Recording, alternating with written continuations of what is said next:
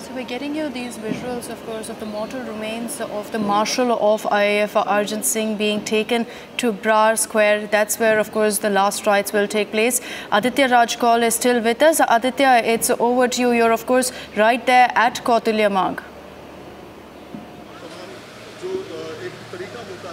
Well, absolutely. We're reporting live from outside 7A Kautilya Marg. The mortal remains of Marshal of the Air Force, Arjan Singh, being moved from here. Right behind me, this is the cavalcade that is being moved right now. Very somber mood here. It was, almost like a teary-eyed farewell, a final adieu to someone who will always be an inspiring force, not just for the Air Force, not just for the armed forces, but hundreds and millions of people across India. So this is the full cavalcade that is moved from here, 7A Kautilya Marg residence of Marshal of the Air Force, the Marshal of the Skies, indeed, for India, Arjan Singh. And just a few kilometers away is Brar Square, where Parikshit and Snehesh are reporting from.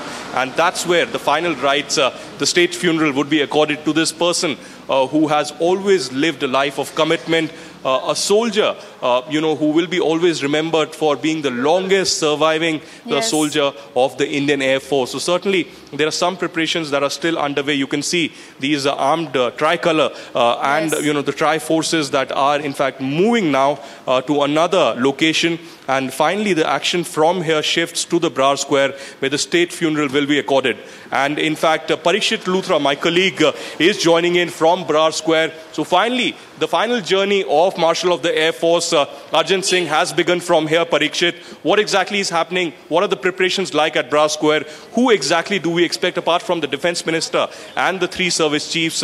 And what is, the entire preparation really going to be like?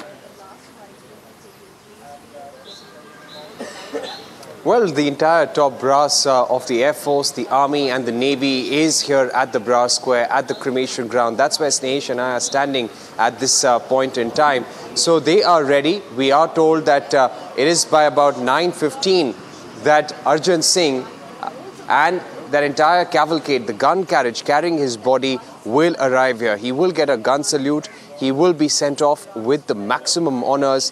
I spoke to some Air Force officials who are ready there, who are standing by for him, and they said that he deserves the best. He was led from the front.